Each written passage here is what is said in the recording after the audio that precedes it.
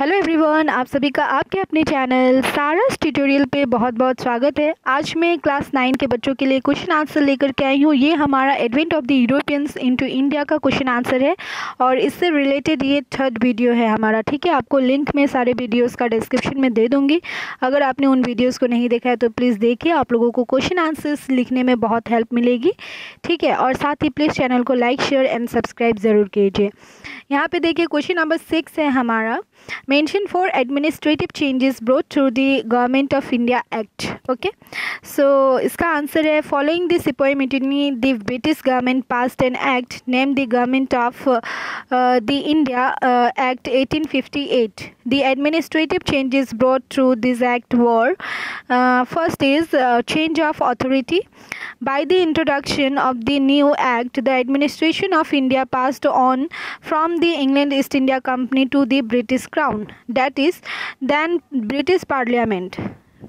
Okay, it also abolished the Board of Control and the Court of Directors, which earlier used to manage the affairs of the company. Okay, next point is appointment of the Secretary of State for India. A new official named the Secretary of State for India was appointed. Okay, a council of 15 members called the Council of India guided the Secretary of State for India. The 15 members comprised 8 members from the British government and 7 members from the East India Company. Okay, then next point is appointment of a viceroy and government. The act decreed that the Governor General would henceforth be known as viceroy, and he along with provincial heads who would be called governor would be appointed by the British government. Okay.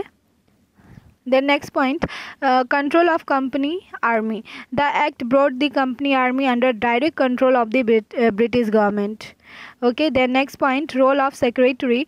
The secretary of the council was empowered to preside over the council and prepare an annual report of all documents concerning Indian administration and submit it to the British Parliament. Okay, सो ये इस question का answer है। Next question है हमारा, right about 2 main reforms of Lord Canning. Okay, 2 main reforms of Viceroy Lord Canning to strengthen India's condition ruined by the Sepoy Mutiny 1857 war. First is Bengal Rent Act 1859. The objectives of Bengal Rent Act 1859 were first is to eradicate the chaos created by the Parliament settlement.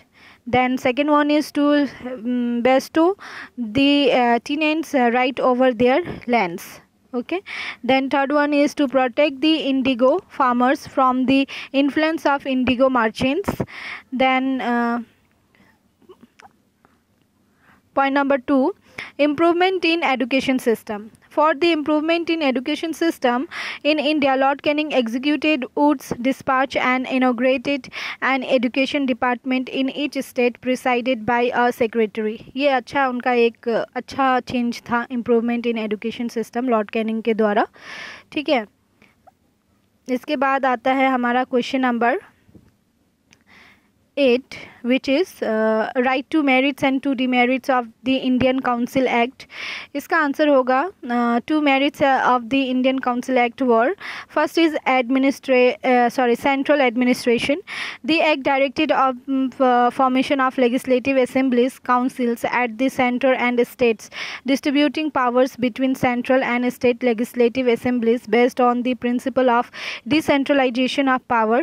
It gave Indians the power to take part in the legislative function in the highest administrative unit. Okay, then provincial administration. It aimed at making the state government powerful by incorporating the provision of distribution of power between the center and state.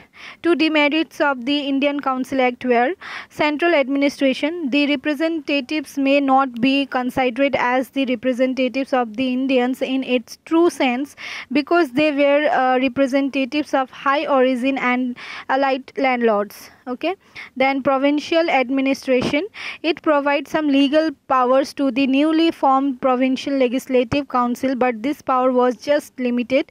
The act endowed the governor general of Bengal with unlimited powers. Okay, so these are the two merits and two demerits of Indian Council Act. Okay, the next question is question number 9. Discuss the changes that occurred through the local self-government during the British period.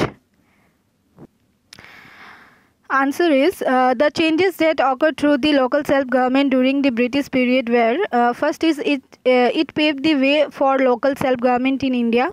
It gave the provinces the responsibility over the departments of education, health, registration, prison, police, etc. Then rules were framed to provide a stipulated amount of funding to the provinces for the internal requirements of the department.